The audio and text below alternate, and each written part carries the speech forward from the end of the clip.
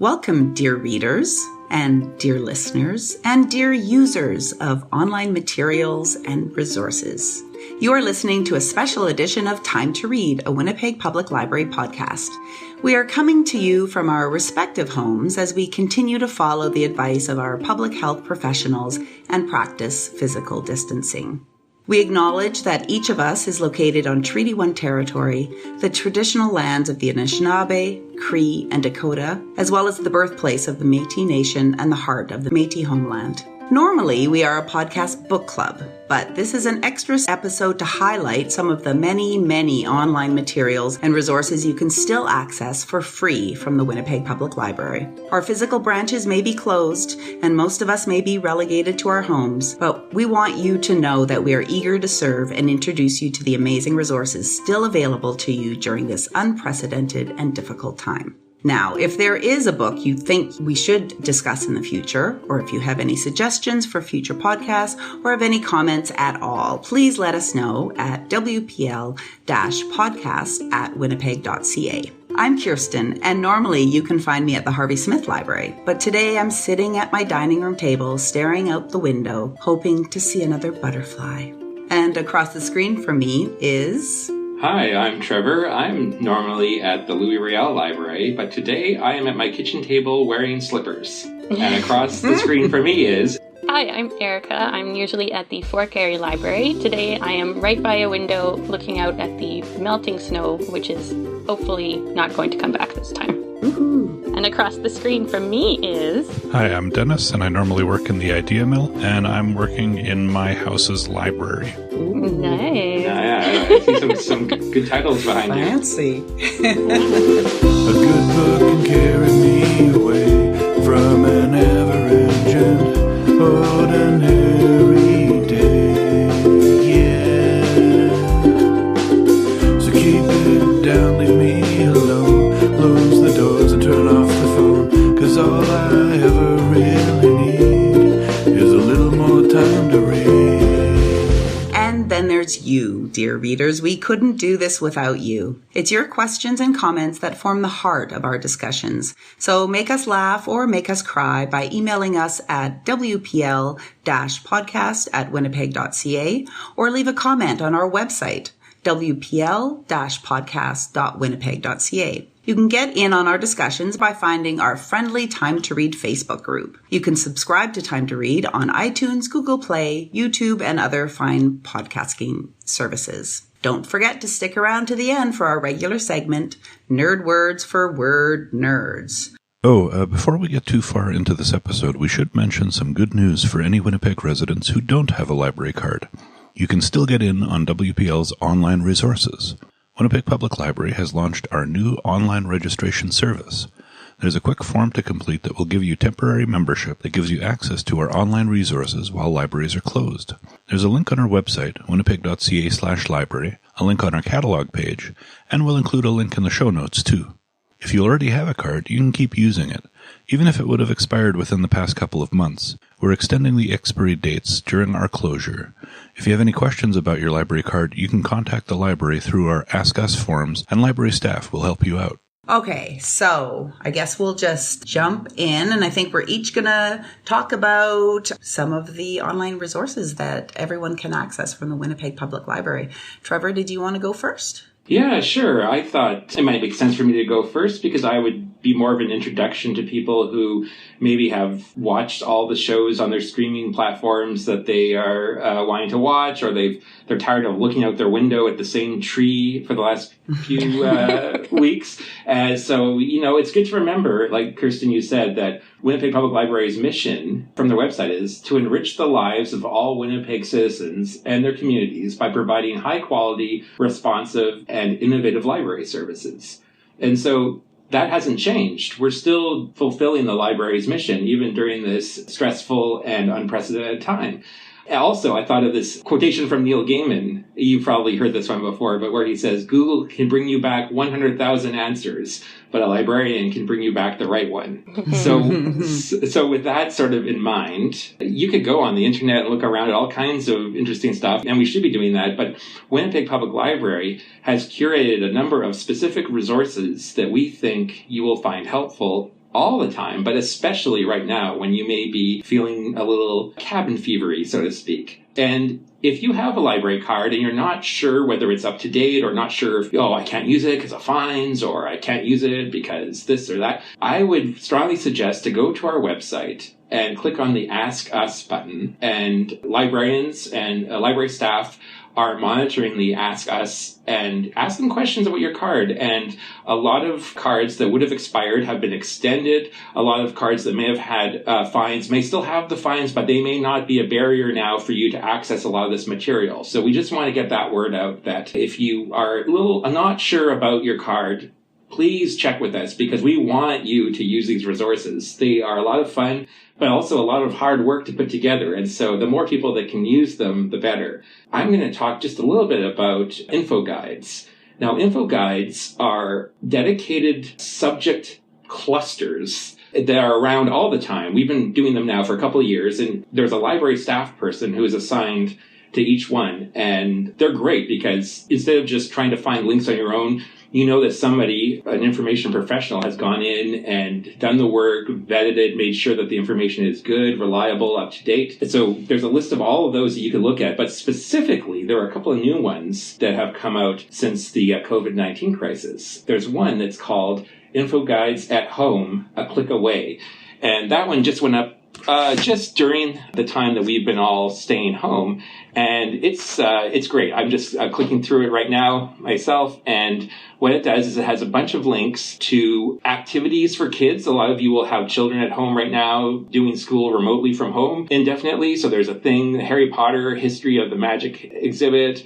There are links to different arts organizations that are putting up live streams of either live concerts or plays or recorded ones from before they're playing again, stuff that might be behind a paywall other times. But now for the short term, the paywall has been lifted and they're free to all. So I would strongly encourage you to visit the At Home, a click away.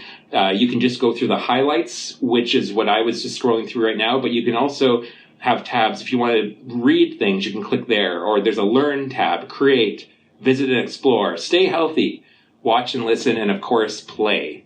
So feel free. You will not run out of things on there. I guarantee it. I've just started scratching the surface of it. And it is great. I love this info guide because I know lots of people are sharing, on Facebook or whatever. Oh, here's a list of some of the operas that are doing something for free, or here's a list of some of the art galleries that are doing something free. But this is so great because you have one info guide that has taken all of those suggestions and put them in one place, which is so useful.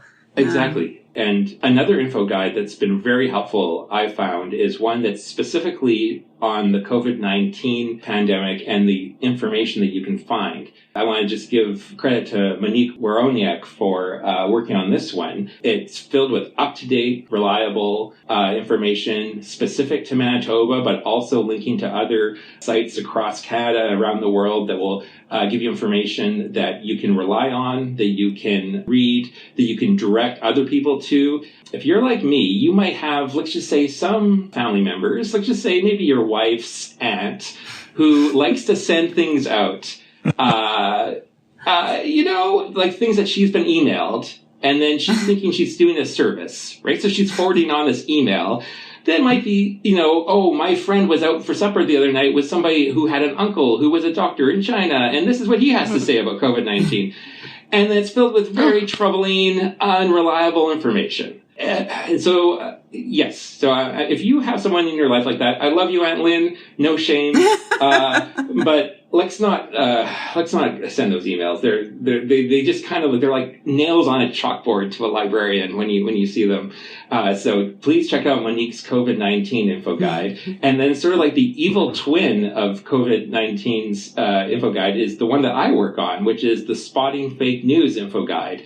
And we put up some links that are specifically targeting certain scams and fraud that has popped up around COVID-19. So it links to a bunch of fact-checking websites. If you've heard this in the news, and I'm not going to repeat any of them because that's how rumors start. If I say one thing that's not true, that's going to say, Winnipeg Public Library says this. So no, I'm not saying anything. I've learned my lesson that way, the hard way. But if you go there and you have a question about, is this true? Or, if I take this supplement, will this help? Or this, that, the other thing? And so there's lots of good information there. One I just want to point out specifically is one called Misinformation Watch that I've added there. It's from the Ryerson Social Media Lab from Ryerson University in Toronto. And they've just made this amazing dashboard of good information. It's split up between links to good fact-checking sites, but also, is this true or is this false? And you can click on it and it will take you through different things. And so I go on there quite a lot to just sort of say, well, actually, that is not true, because everyone loves a person that's like that, right? I do. Well, thanks. And I'm constantly kind of looking at the what's the new scams, the new rumors, and I've been updating this info guide on a regular basis. So I'd say if you're not sure where to start with the at-home guide for stuff for your brain and for your soul. Go to the COVID-19 for good information, and go to the Spotting Fake News site so you're not duped. And that's all I have to say about my section. Who's going to talk next? I don't mind going next, if that's okay. I think the squirrel that was distracting me is gone. He popped up right close to the window. He scared me. And then he's just been running around going in my flower pots and then up and down. But I think I was wondering because I could see you kind of He was right, the window is an arm length away from me, and he was right on the other side of the window on a chair. So it scared me. Anyway. Erica, okay. when I was talking about the email from Aunt Lynn, you kind of clutched your chest. And I thought, oh my gosh, Erica also got this email, and she's followed everything in that email. And now she's realized that none of those things are good for her. But I'm glad to hear that it was actually a squirrel that was causing you distress right now, not the fact that Aunt Lynn's email somehow reached you. Just startled by a squirrel. He's back. There he is. I think also, I was just reading Hound of the Baskervilles, so there's, a lot of, things startling. Anyway, there he is. That's the squirrel that stole my pumpkin. Okay, anyway. Squirrels. I like that one. He's okay. We call him Robber because he takes our stuff. So the online resource that we're relying on very heavily at the moment is Canopy Kids. Canopy is an online streaming service that you can access through the Winnipeg Public Library website. And Canopy Kids is unlimited right now, so it doesn't count towards your monthly checkouts. So we've been watching a lot of Canopy Kids. They have great stories read aloud. The first one that we found was Don't Let the Pigeon Drive the Bus. And it was really great because it was kind of an enhanced version. It was turned into a little short cartoon film with the voices of Mo Willems and John Cizka. I forgot to look up how to pronounce that name. Doing the voices of the bus driver and the pigeon, and it was hilarious. The other one that my kid said was her favorite one was Duckling Gets a Cookie, which is another Mo Willems book, and he does the voice for that one as well, I think. So those ones have been played a bunch of times. And then yesterday, when we were encouraging her very strongly to do something on her own that did not involve us, she discovered PBS Kids show on there called Nature Cat. And Nature Cat is hilarious because he has a little bit of an English accent, and he's a house cat that secretly has outdoor adventures during the day. He doesn't just sit inside and watch the world go by, he says. He goes out and he gets muddy knees and stuff like this. But he's constantly yelling tally-ho before his adventures. And my kid says her favorite character is Hal the dog because he's a funny, weird dog. So we've been watching lots of that. The second thing that I'm enjoying a lot right now is Ancestry has made itself available to library users from home. It's usually just for branch use to go and use at the library. I will warn you, Ancestry.ca is kind of a black hole, like Wikipedia is, where once you start going in it, you're like, okay, I'll just look at this one more thing or this one more thing. Especially once you start to find things like census data, or census, like the actual photo of the census record with the person has handwritten your ancestor's name or something like this, which I found, especially because most of my family is from Ukraine, and so there's not a lot of records, if any, from there. So as soon as they arrive here and you can start to see these actual historical documents charting their lives. It's very exciting. And then in some cases you can find, there's like a find a grave thing. So you can actually see a photo of the gravestone or the memorial or whatever it is. And it just needs to have these like really tangible examples to add to any sort of genealogy thing you're working on. And then finally, and this was something that I came across for the podcast, is because we're trying to find books that would be really easy for multiple people to read at the same time. So I was poking around on Overdrive and the Libby app. And if you haven't started using the Libby app yet, I highly recommend it over Overdrive's other apps. I find it very pleasant to use. But there are some things that you can do to find books that are always available, or ones that are available for unlimited users right now. So right now, Overdrive is featuring a big library read. It's just till April 13th, but I have a feeling they'll probably be doing another one soon afterwards. The book right now is called Funny You Don't Look Autistic by Michael McCreary, and they're encouraging discussion through their site as well. So it's kind of like an online book club. The other one is Harry Potter and the Philosopher's Stone, is available in unlimited copies for the moment to keep people reading. And then when we were talking about what to do next for our book club, and one of the reasons we chose Hound of the Baskervilles is because it is available in unlimited copies off Overdrive, and also, like with us, a couple of us already had a copy lying around. So and also Sherlock Holmes is awesome. And that's, the main reason. And it's always fun to talk about Sherlock Holmes. So and also, yes. The Sherlock Holmes animated movies are actually available on Canopy Kids right now. That's right, including Hound of the Baskervilles, you said, right? Yes. Yeah, so that's awesome. Anyway, so when I was looking around on Overdrive for those kinds of books, they have all the Project Gutenberg books on there, easily downloadable if you're already an Overdrive or Libby user. There's actually 236. Wow. And the easiest way to find those is just to enter Project Gutenberg in the search bar on the page. So those are my top 3 choices of things that I'm using heavily right now. And yeah, thanks. Awesome. Cool. So I couldn't limit myself to 3 things for our online services because I actually use quite a lot of these. And I should say at the beginning, if you're accessing a lot of our online databases, the way to do it is you go to our website, winnipeg.ca/library, and there's a couple of buttons right on the front page, and one of them is databases. And that's a boring word, but it actually leads to a lot of interesting things, because when you click on it, you'll see a list of even more things than we're talking about today. For most of those, when you click on them, it'll bring up a thing that asks you for your library barcode number and your PIN just to access it. And then once you've done that, you're in and you can actually use these websites fully. So Erica had mentioned Canopy Kids. I sometimes use Canopy, my wife and I. My wife doesn't enjoy fiction a whole lot, and that extends to movies and TV shows, but she does love documentaries, and Canopy has a bunch of really interesting ones. One that really stood out to me was called The Same Difference, Gender Roles in the Black Lesbian Community, which was an utterly fascinating look at the Black lesbian community in New York and the way that internalized heteronormative gender roles affect the way members of that community interact with each other. So it's not a world that I'm really familiar with, and I was blown away by the complex factors that played into the relationships of the people that were featured in the documentary that I would have never considered otherwise. Also, Canopy has the Helvetica documentary, and if you've never watched a documentary about a font, then you're really missing out. I read a book about fonts once, and it was super interesting because the people who designed them would have these crazy rivalries. Yeah. Because it used to be physical metal letters, right? So, well, and in this documentary, you actually have all these different schools of thought, and it centers around Helvetica because it's a very dominant font in our culture. But there's a lot of opinions about whether it's good, bad, etc. I'm the type of nerd that actually browses font websites every once in a while. So for me, this was utterly fascinating. But I will say I'm more of a Futura man than a Helvetica fan. So yeah, me too. And there's a great book on Futura that we have in the system, but unfortunately it's not available online. But once we're open again, check it out. It's good. Is it Futura that Wes Anderson always uses when he does his opening credits in his movies? I think he has a special font. Yeah, is it? Yeah. So that's great. It's Futura. And Futura is also the only font that is on the moon. It's on a plaque that NASA put up there. Ooh. Yeah. That's fitting. Okay, so that's Canopy.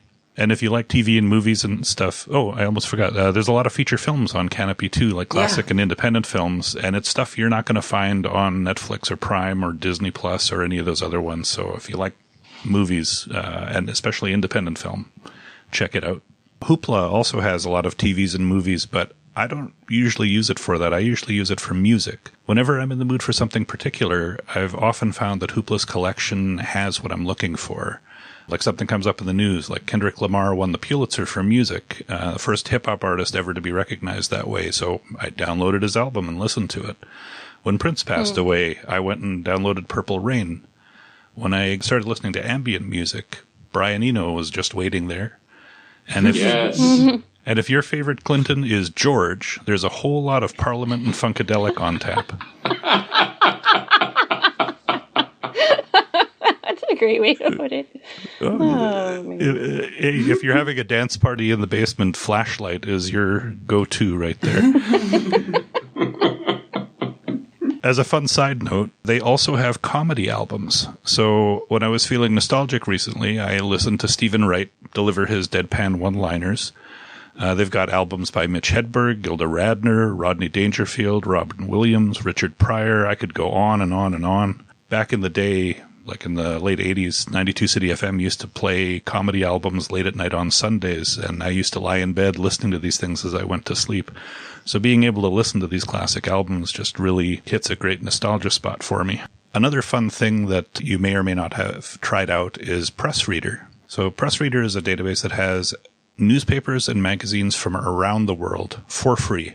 I usually use it through a web browser, but they also have an app for your tablet or smartphone. But practically speaking, the smartphone app, it's tiny and it's kind of like PDF files, so I don't really recommend using it on your smartphone, but a tablet or a computer, it works great. And I do have to mention that accessing PressReader is a little different from most of our online stuff. When you access PressReader through the library's website, it gives you free access to PressReader for 2 days, like 48 hours. So when you access it through our website, then you can log into PressReader. If you open up your app then on your tablet, you will log into it and then you will have access for 48 hours. But after that, you have to go back in through our website. So I mention that because it's a little weird. It's the only service we have that works like that, and it kind of throws people off a bit, but don't let it throw you, because doing this, you get access to all this cool stuff. So every once in a while, for fun, I'll look up English language newspapers from another country just to see what's happening there. Ever since I picked up a New Zealand radio station on my shortwave radio about 30 years ago, I've been fascinated by that country. And being able to go and read the Otago Daily Times or the New Zealand Herald, just to see what's happening, what the local community is experiencing is great. If you're doing a school project on a country and you want to kind of get to know it, there's not a better way than seeing the local papers. Or if you're from somewhere else, then you can check out the papers that way too. I was originally born in Paraguay, and being able to access news from back home is a great comfort for my family. The other cool thing about PressReader is that you can get access to certain other types of stuff sometimes.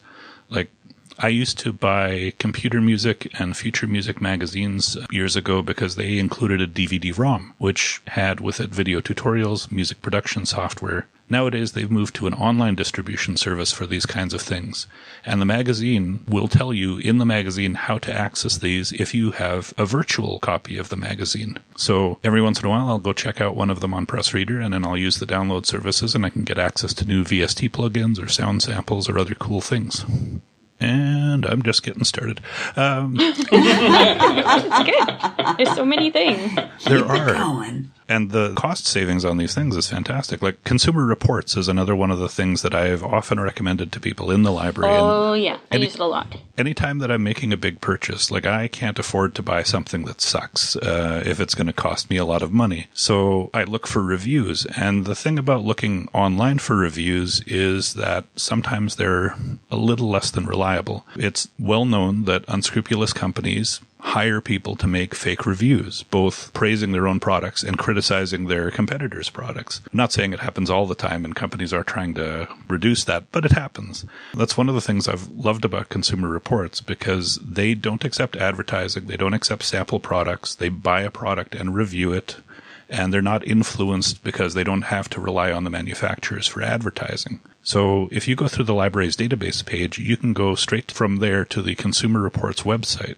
It's searchable. You can find reviews for things you're interested in a lot more easily than you could when it was just a magazine. As I remember, 10, 20 years ago, helping people look through indexes to find the particular issue that had the review for the thing that they were interested in. Now, you just go hit that search button. I've used it to help me pick out a refrigerator, a washer, dryer, both of the vehicles that I've purchased. It's just a really handy resource that I highly recommend. And I saved my favorite for last. Lynda Library. This is an online video training resource with thousands of courses on a range of topics. They have courses for beginners, for experts, for intermediate level. A lot of the courses are software related, like 3D modeling, website design, graphics, video editing, business and productivity. But there's also stuff on marketing, photography, music production, making presentations, management, things like that. It is very business focused, but if you're like me and you're interested, especially in different types of software or things like photography, it's great. The courses are all taught by experts in their fields, and most of the courses have downloadable material you can use to follow along and practice with. I've watched a lot of tutorials over the years via YouTube or other websites, and they can be really hit or miss. Some of them are excellent, but some of them are not. Some of them are inconsistent. Some of them have a lot of mistakes. The ones on Lynda are updated regularly, so if something changes about the program you're using, they update their course. So when you watch it, you get the latest information. So to give you an example, I watched the course on Audacity a couple of years ago. Now, I've used Audacity for at least a decade. I've used it for music production and other types of recording, and I use it for editing these podcasts. But I watched the video, and I actually learned several useful things that I didn't know and that I've put into my workflow since then. I just finished a 5-hour course on Inkscape, which is a free open source vector graphics program that, again, I've used a lot, but I learned new things that will help me use it better. We use it in the Idea Mill a lot for design projects and things, and we're going to be using it even more in the future with a new piece of equipment that we'll be making available once things get back to some kind of normal. I looked it up the other day because I was curious, and I've completed 31 courses over the past several years, and I've watched parts of it. Yeah. I've watched parts of at least 40 more. So this is an excellent resource. If you're just subscribing to it as a casual customer, they charge a fair bit of money for it, and it's worth it because it's a really good resource, but you get that resource for free with your library card, so take advantage. Yeah, when the announcement was made that Winnipeg Public Library had access to Lynda, I know lots of people who had already used it were just so excited that finally we were going to be able to access it for free. But I'm still surprised at how many people don't realize that we have it. So yeah, that was useful to hear your take on it. Yeah, such a good resource. Lynda.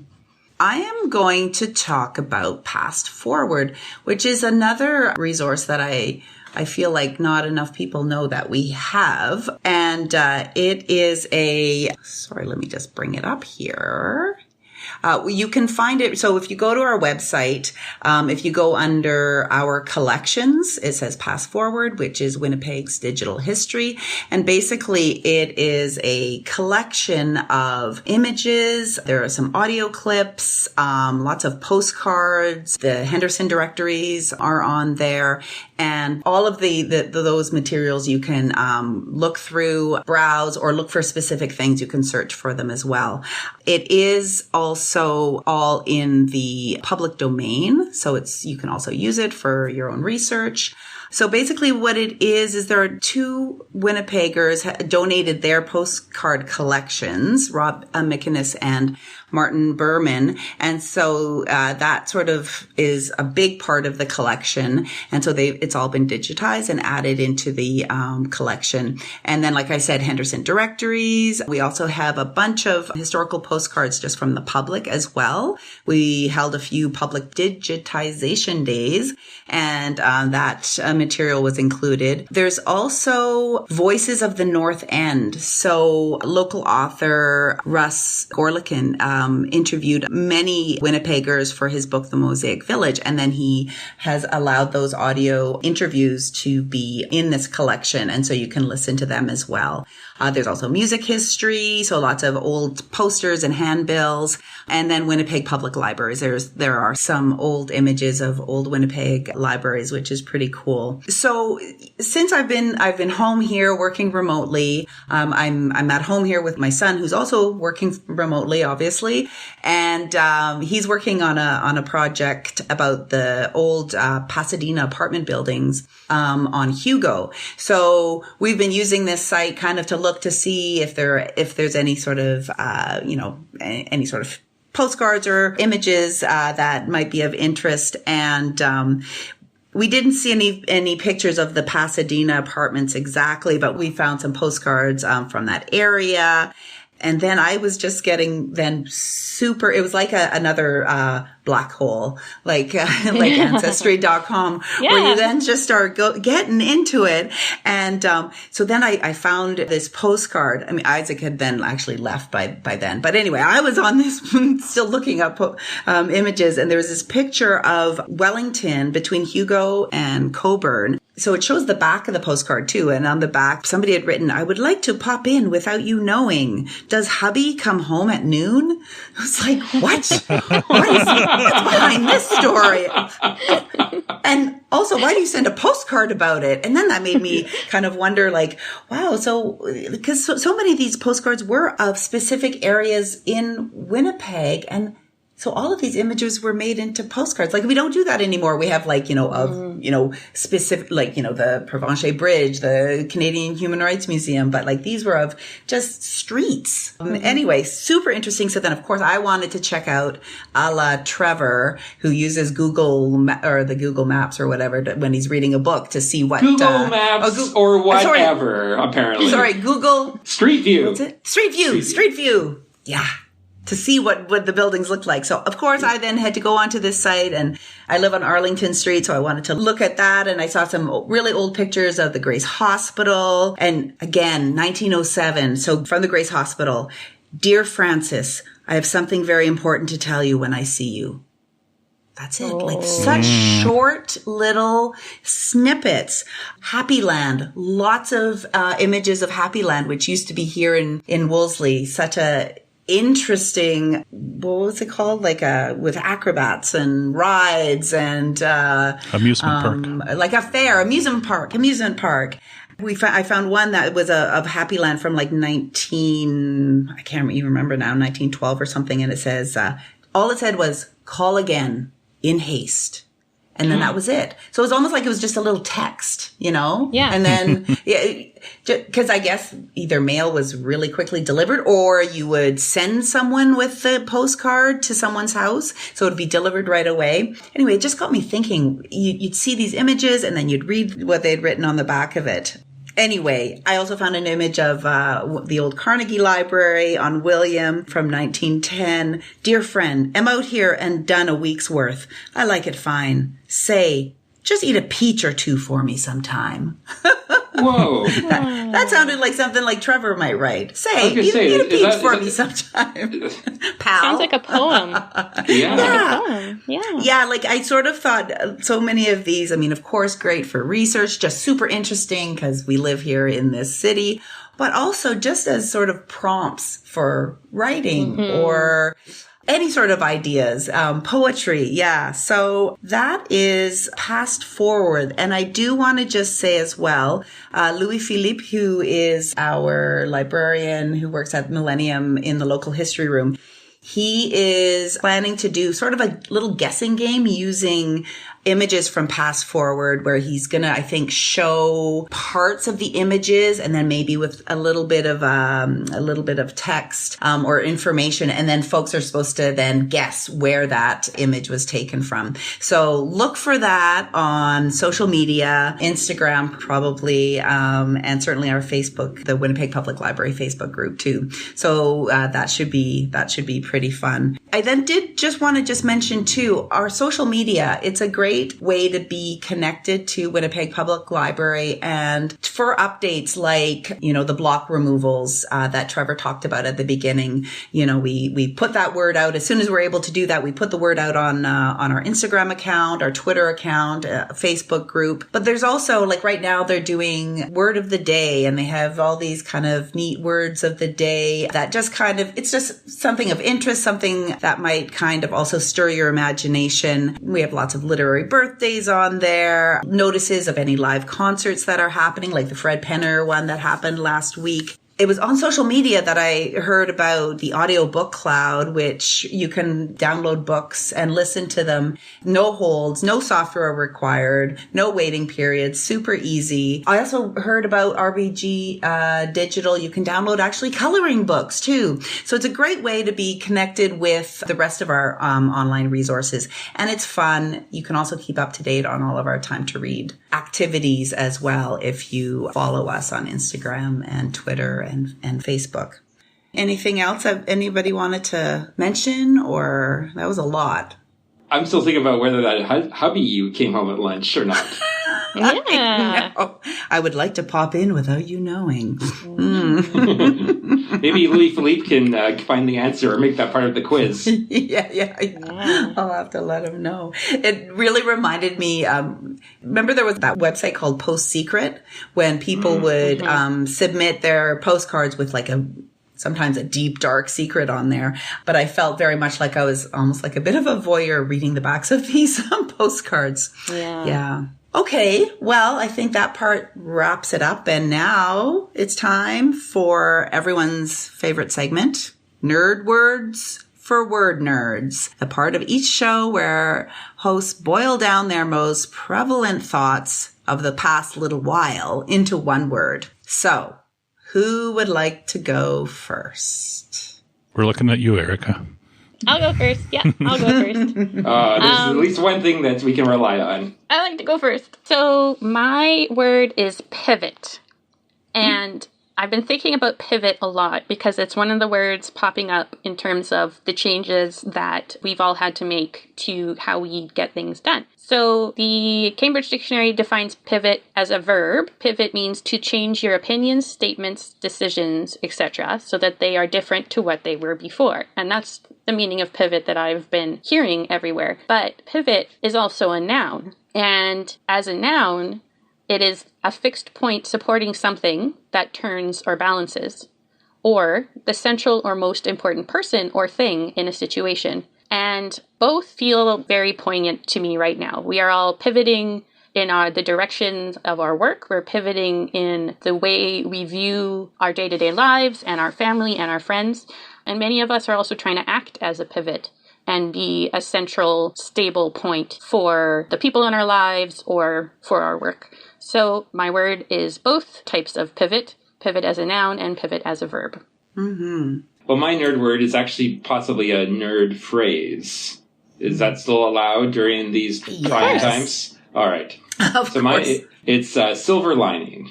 And this is a nerd word first for me, where I'm not actually going to define it.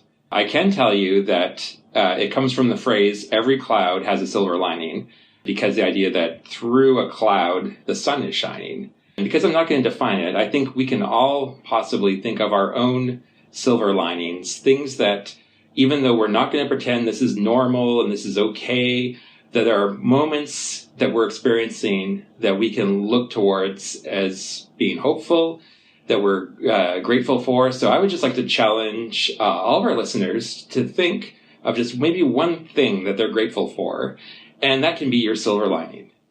Silver lining. Oh. Yay. Nice. One of my silver linings is that when I take a coffee break now, I can go pet my cat and she can sit on my chest and purr. That's great. That's a good one. I don't normally get that one at the library. Yeah. One of my silver linings is that my commute has become very, very easy. It's about 12 steps from my bedroom to the kitchen table, so no traffic. That's a good one, too. Okay, I'll give you my nerd word for this month, and it's saponification. So saponification is a process that involves conversion of fat or oil or lipid into soap and alcohol by the action of heat in the presence of aqueous alkali, according to Wikipedia. So that's a longer way or more complicated way of saying it's the way you make soap. And we all are a little more familiar with soap than we were before, probably. There's a legend that soap was discovered in Rome. Women washing clothes in the Tiber River near a place where animals were regularly sacrificed noticed that the mixture where the animal fats from the sacrifices had combined with the ashes and the clay helped clean their clothes more easily. That legend is incorrect, of course, because the ancient Babylonians had already written down soap recipes from at least 2800 BCE. I was looking at videos and other things about soap, and it was interesting. The way soap works is that one half of a soap molecule is attracted to oils and stuff, and the other half is attracted to water. So when you lather up your hands, those molecules stick to the oily stuff and all the gunk that's on your hands, and when you rinse, the water-attracted part just goes with the water and goes down the drain. So in the process, it cleans off the gunk and bacteria and viruses and stuff. You may wonder, as I did, if soap can get dirty. Because after all, if you've ever seen a bar of soap sitting in a dish that's been there for a while and has gone through a lot of hands, it can look a little gross. And you may ask, what if someone had something gross or infectious on their hands and they wash their hands, and now are you going to get sick if you wash it from that same bar of soap? So it is true that the more a bar of soap is used, the more microorganisms live on it. Studies show that bars of soap can harbor bacteria like E. coli and staph and stuff like that. However, other studies show that it doesn't transfer to the next person who uses it. And, of course, being science, the way scientists tested it is that they coated their hands with like 70 times the amount of E. coli that you would normally be able to get on your hands. And they washed their hands with soap. And then they had another lovely participant just come right along and wash their hands next. And they aren't able to detect the bacteria on that person's hands. So even if your bar of soap looks gross, it's okay. The way that the soap works keeps it from going onto your hands, and you're able to wash your hands safely. Or if you're still grossed out by a bar of soap, you can get liquid soap. It's not a big deal. Of the many things I'm thankful for these days, one of the big ones is for the existence of soap, because it's cheap, it's plentiful, and regular use of it goes a long way to keeping us safe from the tiny little organisms that might harm us. And it's all thanks to the process of saponification. Thank you, soap. Oh my goodness. Yes. I'm going to start buying more bars of soap again, because I think I stopped buying the bars because you sort of think, oh, well, that's sort of, they look so dirty. But you've changed my buying habit. Yeah, I have to use soap bars because my hands react oddly to most kinds of soap.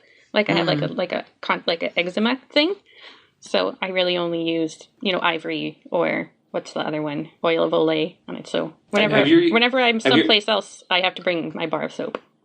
Have you ever used that crazy soap, Pond's, I think it's called? It's like kind of an oval shaped and it looks all like weird, like a kind of brown, goldy colored, and it's kind of translucent. Yeah, the translucent one. Yeah. Yeah, that stuff is My like, that's pure soap. There's no one's messing around there, right, with fancy scents. That's just like... I like those translucent soaps too. Yeah. Well, I like soaps. I like the lavender. Yeah, I'll me go too. Lavender. I use the lavender body wash all the time. Lavender, but I can't have it on. I can't use it on my hands. So. No. I have like a pillow spray lavender. For sleep times. I've heard it's good for sleepy times. It's very good for sleepy times.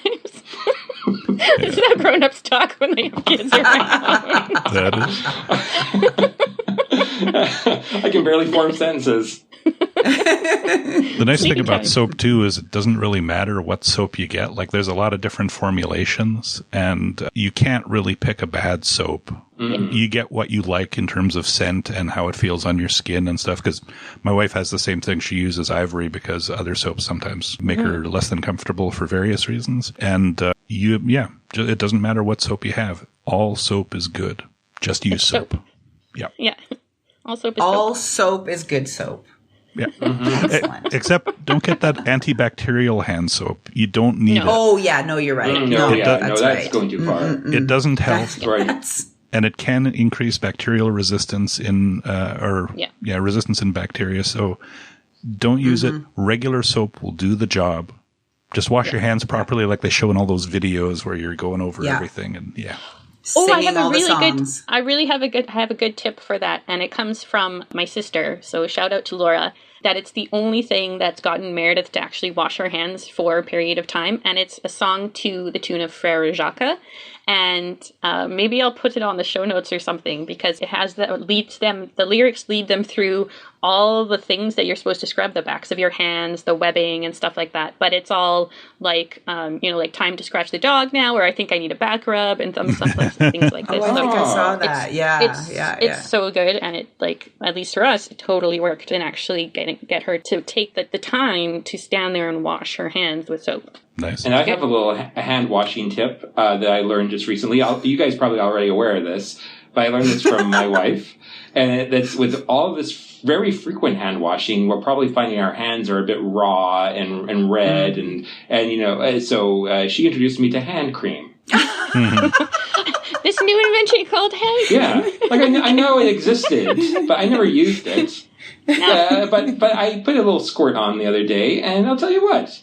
I think it helped. I have to use it because of my thing. I have to use it almost every time I wash my hands.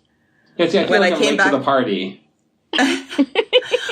When I came back from Morocco, I brought a big container of argan oil, and it's really nice. Yes, and I actually put it all over my body, but also my hands and my face, because I find everything is also so dry right now. But raw. Anyway, so that's really nice too, just pure. Okay, so my nerd word, I think I've done this before where I've actually chosen a word from another language as my nerd word, because I do love the Germans and their compound words and their ability to choose words that describe something that we don't have a word to describe the same thing in English. So after, looking at all these pass forward postcards and thinking about, the person was able to go visit Mabel or whatever her name was before her husband came home, or what was it that Frances needed to find out about her friend, the important thing. You start to sort of create these scenarios in your mind or little films. And and I'm very good at that anyway, just sort of sitting here by my window, just staring outside, looking at someone. I don't even have to be looking at someone. I can actually just create a whole, I guess it's a daydream, right? That's what we would call it, a daydream. But in German, it's a noun called das Kopfkino. So, which literally means the head cinema. So it means the cinema in your head. And of course, this can go sometimes, lots of people then start to sort of fall into sort of more the negative scenarios, but I'm trying to sort of more focus on some of the more positive scenarios as well. So that's all that sort of rolling pictures that sort of happen in your head. Kopfkino, which I think is a bit more descriptive than daydreaming, because I can go through a whole film in my head sometimes if I'm just sitting here and, there's characters. Oh, and then I come back to it too. Maybe the next day if I'm going for a walk or something, and it's I'll just revisit that little film that's in my head. But it also just, made me think of it too with the whole, say, just eat a peach or two for me sometime, would ya? Yeah. And unfortunately, Kirsten's daydreams are one of the few resources that are not available through the WPL website.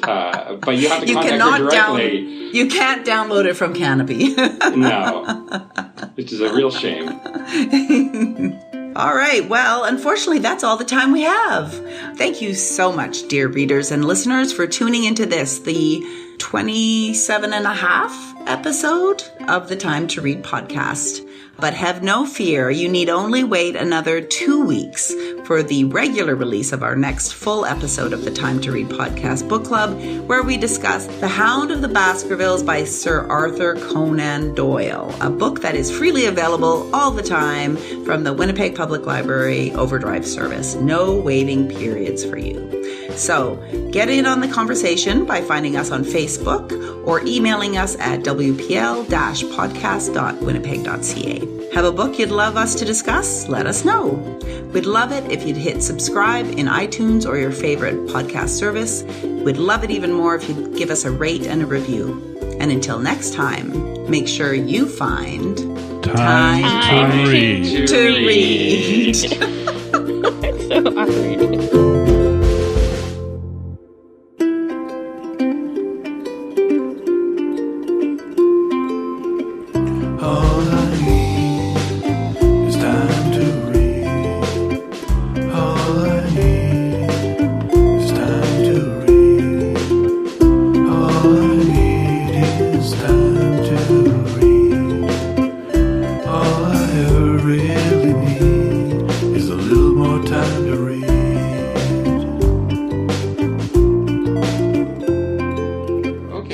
Call an audible.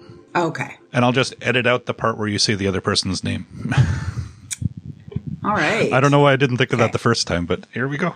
Well, because it sounds like it's a lot of extra work for you. So, yeah. I edit out so many things that it's not that bad. So many things. Yeah. You guys just forget how I can always send you the original raw sounds. I can always send you the raw audio so you can listen to it after. No, don't break the illusion.